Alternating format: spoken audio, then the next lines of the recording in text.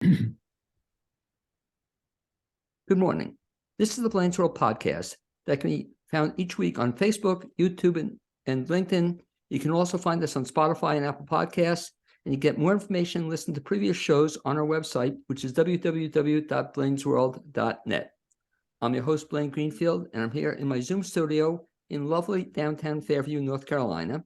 And each week we focus on positive news and information about people and organizations in both Western North Carolina and throughout the country. And toward that end, it's my pleasure to introduce my two guests today, and they are Pasquale LaCorte and John Hall. And guys, you can wave to all your fans and friends who are watching this. Hello. Hello. Okay, and if you can't figure it out, that's Pasquale on, I guess, my left and John on my right. And it's a real treat to have these two guys because I've been following their careers for at least the last, 30 or 40 years, I think, ever since you began. You only got in halfway then. Okay, and these guys are two of the best, both directors and actor, and John and Pasquale. I don't know, Pasquale, have you ever directed? Very, very briefly, literally 40 years ago, and I'd rather be on stage. Okay, we'll talk about that in a second. But let me just, if I can, since it's the first time I've had the pleasure of interviewing you on the air, Pasquale. You grew up where again as a child? I started in the Bronx, and then I spent my later in teen years in North Jersey. Okay, and when you grew up as a child in the Bronx, did you always know you wanted to be a performer? No, not then. When I was 7, we had just moved to Jersey. We moved back and forth a few times, but when I was 7, my mother was a dance teacher, and she taught me to dance, tap dance, and she would put me on stage dozens of times a year for local shows. And yeah, they had to drag me off stage. Yeah, they still have to drag me off. Do you remember the first show you were ever in? The first show I was ever in, other than the tap dancing? Say other than tap dancing, yeah. The first play I was ever in was in high school. I was Conrad Birdie and Bye Bye Birdie. I had hair at the time. Okay. Yeah, you mean you don't have hair now? I find that hard to believe. It's mostly on my back right now. No, I thought it was a wig, but the Conrad Birdie, I have an idea, Pasquale, and I've shared it with John. But the idea I have, and John, somebody's going to do it and beat me to it, is I want everybody to recreate their first role. You know, like, wouldn't that be a great fundraiser, Pasquale, for either Hart or SAWT or some theater, and you get to do that role? It would be, and I still fit in the gold lame jumpsuit. Do you remember the part? Oh yeah. Okay. Well, we won't have you do to it. see that. But wouldn't that be fun, John? Though, you know, everybody would, because I assume, Pasquale, do we have a record of that somewhere, or do they have a recording of that anywhere? No. I'm sure Okay. if there was one, I'm sure they burned it. But wouldn't that be great, though? So you were a pretty big part, your first role in high school. Did you continue acting after that? I went to the American Academy of Dramatic Arts after high school. I had seen Fiddler on the Roof on Broadway when I was 13. That's when I decided I want to be on stage. Were you ever in Fiddler? Well, I played at the Willowbrook Little Theater in North Jersey. I played the fiddler. Oh, okay. So I did a lot of dancing, but I did not have a talking part in it. So you never were a Tevye in a role? No. Not yet. Well, Not exactly, John. Keep that in mind. We'll get him to make the comeback. So you acted then. I know your story a little bit. I know you acted then you went to the school. Did you continue acting or through your adult life? I continued acting, all small local regional things, New Jersey Shakespeare Festival, things like that, but nothing notable.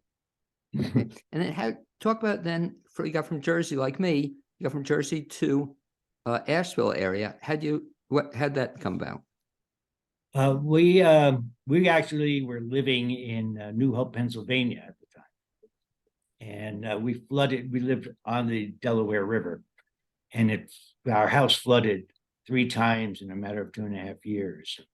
my 7-year-old daughter at the time said we used to live on the Delaware River, but now we live in it. So we started looking all over the country as to where to move, and we came to visit friends in Asheville, and we bought a house 3 months later. And when was that? That was in 2007. Okay, so you came, I came shortly thereafter, and I think I met you shortly thereafter that. What got you into acting in the Asheville area? I saw a play over at ACT, Right. and it wowed me. I'm trying to remember which one it was. Was it Rent? Okay. And it wowed me, and I thought, gee, I really want to get on stage again. And I was talking to a friend about it, and I got a call a couple of weeks later from her. Her daughter was in the play, and they needed one more extra for the show. So I said, yeah, I'll come out and do it. And that was To Kill a Mockingbird. Okay. Now, had you then taken a break between when you were acting and then through your adult years in New Hope area? Were you still acting all that time? No, I was off stage for over 30, 35 years. Yeah, that's what I heard the story. And so just when they asked you to try out as an extra, that's when you resumed your career? Yeah, I remembered how much I loved being on stage. So I just did it. And some people liked me, and Jerry Crouch at the time had asked me to do Hairspray. And then I just got more and more involved. I started doing 2, 3, 4 shows a year. And I guess the reality wasn't, and John will talk about this as well. I guess the reality was the draw was the big bucks you were making acting in the local area. Was that what got you back in? Oh, yeah. Yeah. Those coins really helped. Okay. Well, I think the very first play I think I saw you in Asheville was it Guys and Dolls? Were you were in No, you know what? There was somebody in that show that looked like me, the poor dude, because I'd been told several times that I was very good in that show. And since they liked it, I said, thank you, but it wasn't me. Okay, it was your alter ego, but no, that was one of you. I certainly enjoyed that in that too. And I'll switch over then to John, the same kinds of things, John, because I don't know if I've asked you on the podcast, but have you also acted most of your life? I started in my mid-20s, and I did that. Anything, gosh, I did all sorts of, I was a storyteller. I toured in some shows, and I worked in all sorts of regional theater. And then I was based in Chicago, and then I really decided I missed the mountains because I grew up in East Tennessee in Johnson City. So I decided to move down here in 1991 to the Asheville area, and I've been here ever since. And I started a theater for young audiences at the Dinah Wortham Theater. I did that during the 1990s. So I produced that and directed that and acted in that. And then I decided to make a shift and became a school teacher. And I've been teaching school for about 23 years now. I teach at Art Space Charter School. But while being a school teacher, I still have kept up my performance. And Pasquale and I performed together in Kiss Me Kate. Oh, wait, I'm sorry. Wait, was I thinking then it wasn't the one? It was Kiss Me and Kate. You were at ACT. Was that at ACT? Yes, He was playing one of the gangsters in Kiss Me Kate. My bad. That was the role with Wayland, right? yes. Yeah, I love that role. That was so the two of you. They were hilarious. Yeah, It it was was fun. great. Fun. Yeah, so that I got the show mixed up. So that was you, not the other show. So Yes. you were in that show, John. And how long then? So when you're teaching, are you doing shows there as well? So my sixth graders, well, Art Space is a school that integrates the arts into the standard course of study. And so I integrate theater into teaching language arts and social studies with the kids. And in fact, this year we celebrated our 20th year of doing Shakespeare in sixth grade at Art Space. Okay. And so you're behind them and you direct them and get their Yes. shows off the ground. And by the way, Yes. keep me in mind, next year, let's do a show on Art Space and talk about, one of the shows upcoming and maybe interview some of the students, but remind me about that. Sure. I'd want to hear more about that. So Absolutely. as you're at Art Space, you then have been acting and directing in the area. The question I always ask, do you have preference acting or directing? Oh, I much prefer being on stage. I enjoy directing. Gosh, it's such a treat directing Pasquale because it's such a real collaboration. But I much prefer being on stage.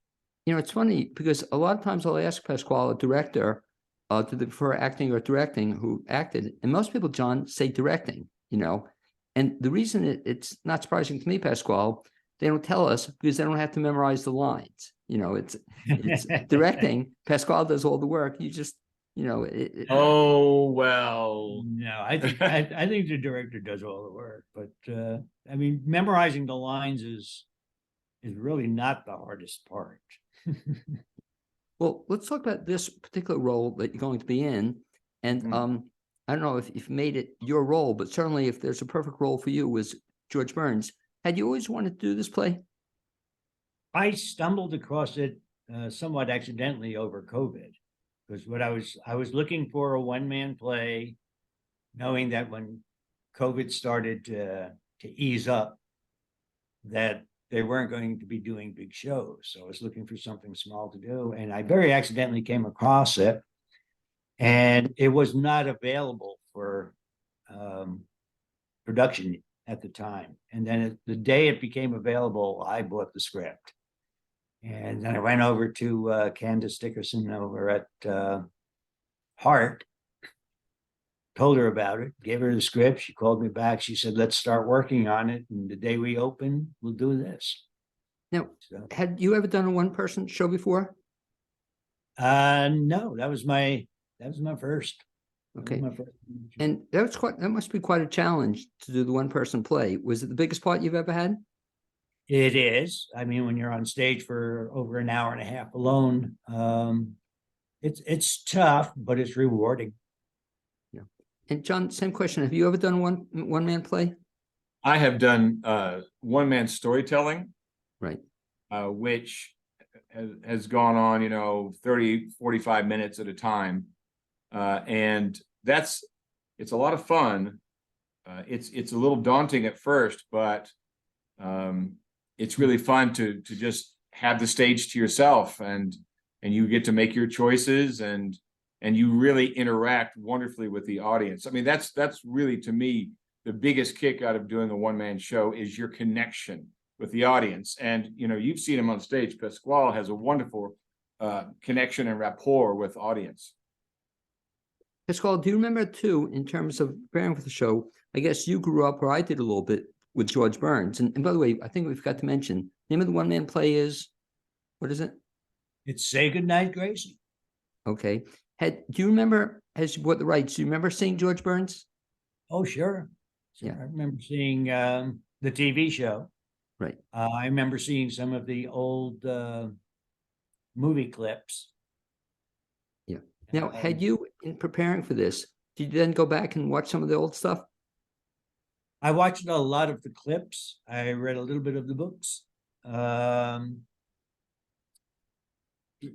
That's really, you know, really all I went with is I studied George's mannerisms. That's the part that I found most interesting in doing the show. Not so much memorizing, but learning his mannerisms, because he was an interesting fellow.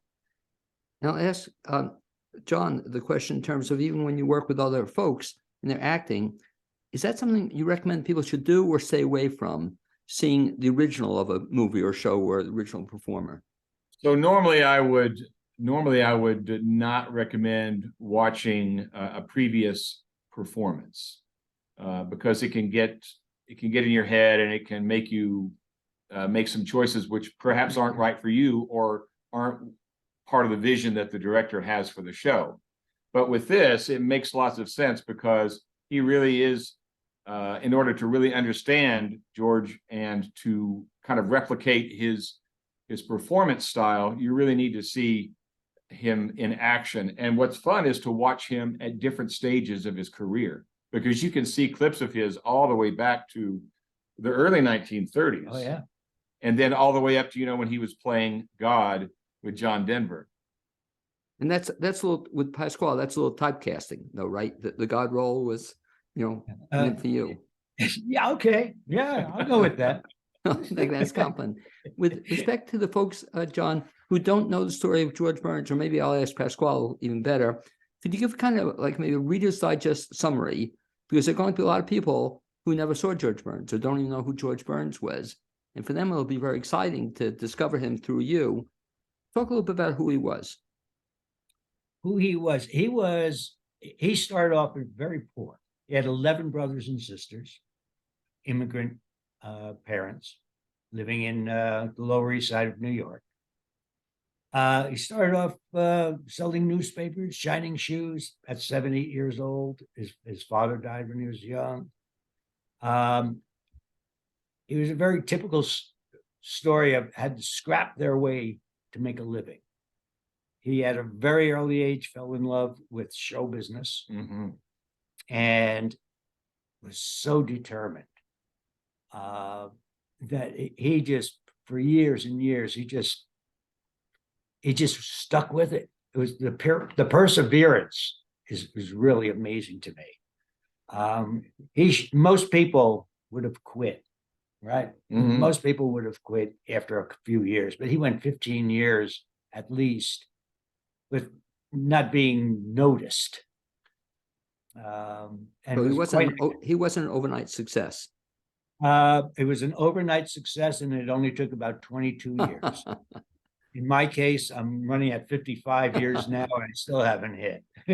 You know, George might say it was sort of an overnight success once he met Gracie Allen. And talk a little bit about that, John, in terms of why I think people especially love this, because even though there's no Gracie Allen on stage, it's a love story, right? And talk a little bit about that. It truly is, and I want Pasquale to talk more about that, Okay. but it really is, because George Burns makes it very clear. He has this burning desire to be a performer, and he will perform anywhere and for anybody, but he's very open that there were many people who didn't really think much of his singing or much of his act, but when he found this petite little woman who walked in to be a replacement or to start a new act, and the first time they were on stage together, how does he say that? How does he describe that, Pasquale? There was it was like a miracle took place. A magical transformation. How old was he when that happened, Pasquale? About? He was about 28. Okay. 28 at the time. He started singing in show business at 8 years old. Okay. A little bit not dissimilar to your story, in terms of with your mom and being on stage as a kid. Yeah, well, there's a lot that I relate to. I mean, our experiences weren't exactly the same by any means, but we shared a lot of experiences that affected us in the same way, starting at 7, 8 years old, and just being awed by what I've seen on stage, meeting people that brought you along, all those kind of things, and all the life lessons that he learned, I learned along the way too. And so I'm real comfortable trying to relay that story. The shame of listening to you talk about it and John talk about it is, as I think out loud with you, it's a shame you don't have anybody like that anymore. Not only George Burns, but even I'm trying to think male-female duo, Scylla and Mira. Do you see any male-female duos anymore? Gee, No, think about that, right? The last one comes to mind know. was Scylla and Mira, and they haven't been around for 20 years or something. Right. Oh, yeah, It's a- that's cool. It's a shame. Do you think, I'll ask both of you, do you think that kind of act could work now? I think any kind of act could work now if it's Yeah. a good act. And one great thing about this play is this play, yes, it's about George Burns' life, but you learn so much about Gracie Allen and just the impact that she had on American culture that a lot of people just don't realize anymore. Through their act in vaudeville and then on radio. They were on radio for so many years. 28 years. And then television, she became a sensation. And he was perfectly happy for her to be the sensation, because his job was he was the behind the scenes man. He was the power behind it all, doing the writing, the producing, the directing, some of the directing. He was the power behind it, but she was the magic that connected with the audience. And the amazing thing was he realized that. He realized that Yeah. very early on that he had hired her to be the straight person and he was going to deliver the jokes. But after the first performance or so, he realized, wait, they're laughing at her straight lines and they're not laughing at my punchlines. And so he switched them. And just listening to it, it gets me excited about it again, because it's just such a lovely play, just a fantastic play. And I want to ask Pasquale for you to give it away, but would you say that when people leave there, they're going to be feeling good about it? Oh yeah, it's definitely a feel-good show. It makes you laugh, it makes you cry, and it makes you think. And like I've said, that's the theatrical trifecta. I love that. How about for kids? Would kids like this? Yeah, we had at the first production of it, a lot of the kids from the WCU Right. Came to see it. And it was exciting to me is that they studied George Burns and Gracie Allen for 2 weeks before they came to see the show. Very cool. They came to see the show, and they really enjoyed it. A lot of them came backstage to meet me and everything. So that was very, very cool. So yeah, young people, it gives them some insight to a life that they didn't know existed. And George Burns really is, sorry, Blaine, but George Burns really is a bridge between that older world of entertainment and the newer world of movies and everything, because he lived through the whole thing. He made it to 100.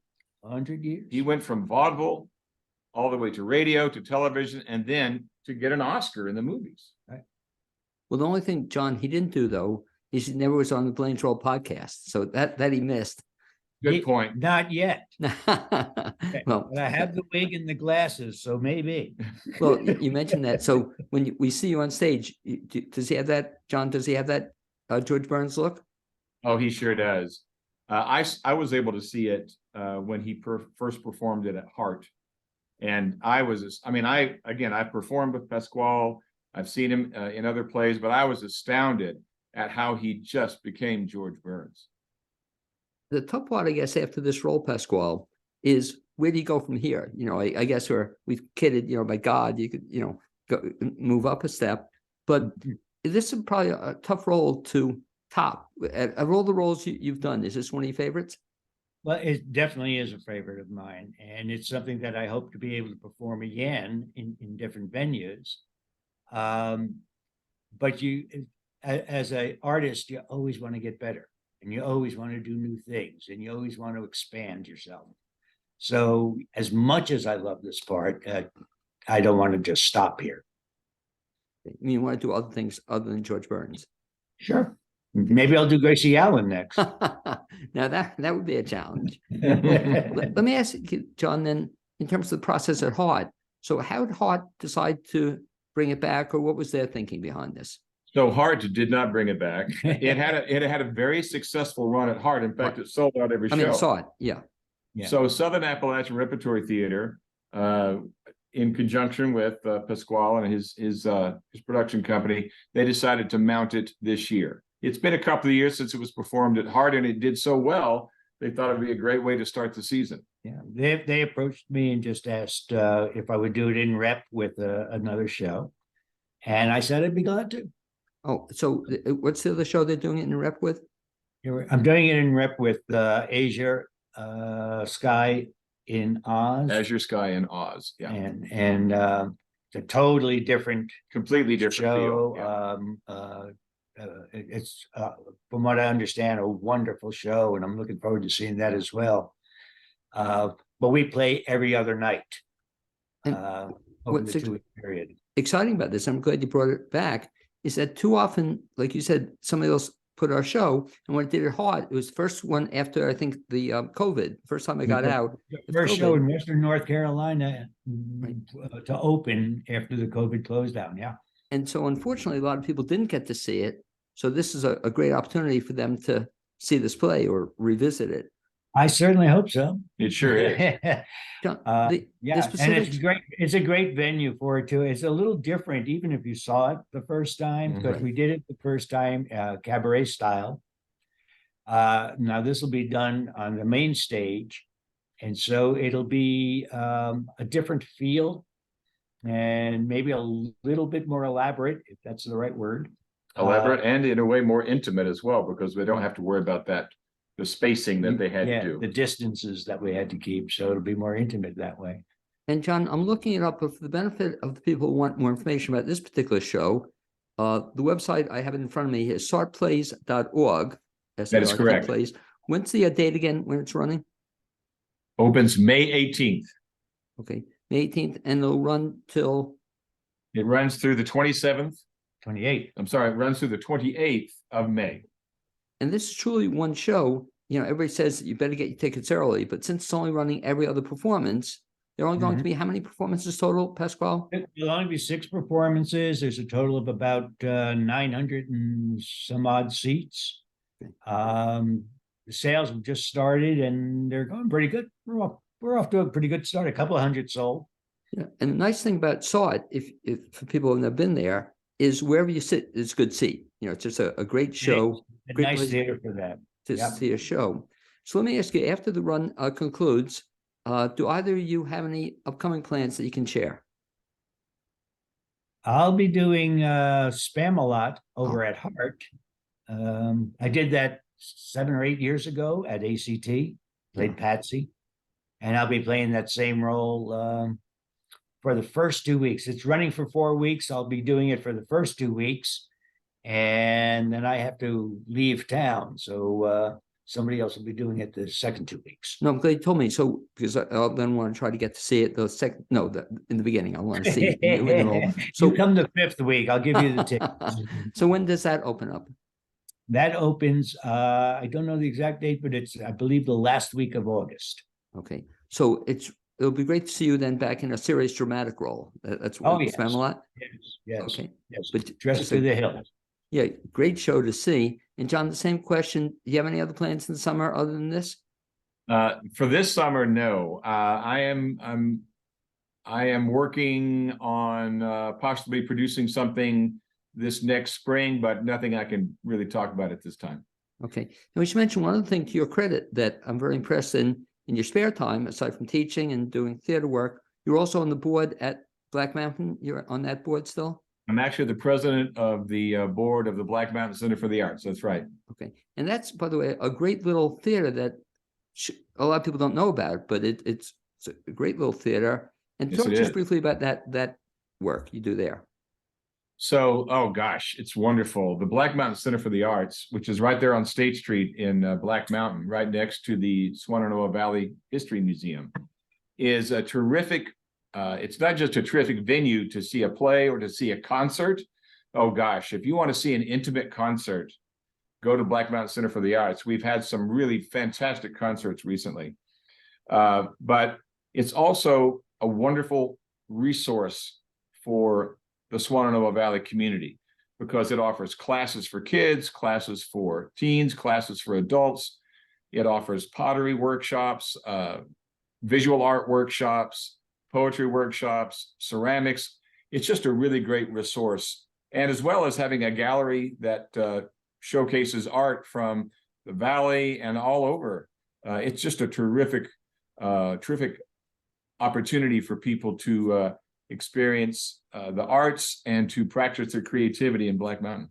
And one of the And beautiful things, I'm proud to be the board chair there. well, it should be, because one of the beautiful things about that theater too is if you go there are so many great places to eat in Black Mountain too. So make either beforehand or after. It's a great place to see a show. Absolutely. And lastly, I should give you credit for the one show, I guess, last show I saw you in. And Pasquale, I don't know if you saw John in this crazy play. Did you see it? We're talking about the Birds Over North Right. America. Did you get to see that? That was some of the most fabulous acting I have seen in this whole region. And when John told me about it, I'm going to see a show about birds. You know, I had like no interest in it, but boy, John, did you hit it? So you were in it, and then you brought. Did you direct that too, or you brought it to? You brought it. I there? produced it. I Oh, that's produced right. it, but I didn't direct it. Julie Wharton did a wonderful job directing it, and I had a tremendous acting partner in Trinity. Yeah, but that was just the best. And who would have thought, Pasquale, that about these two bird watchers would be interesting? But boy, did I love that show. So Oh, I knew it would be good because, you know, I saw the Alfred Hitchcock movie Bird. So I figured this probably would be almost just as good. and you thought I had the same reaction. I thought it'd be the same show, you know. And it was sort of- I was waiting for it, but okay. So you're a little disappointed, but other than that, great show. Hey guys, I gotta thank you. I've been trying to get Pasquale on, so for a bunch of times. Pasquale, we'll have to give a shout out. Who's our buddy from Bucks County? See if we can get him out for the show. Paul Citra. Yeah, Paul's. We've been trying to get him to see a show, but we'll still invite him to this one. He's too busy cooking. Okay, but Pasquale and I have a mutual friend in Bucks County, and someday we'll have to get him to see this show. I really thank you for being my guest on this edition of the Blaine's World podcast. I'd also like to thank my producer, Cappy Tassetti, and we hope to see you either at the show or someplace in between. Thanks, guys. Thank you. Thank That you, was Blaine. great.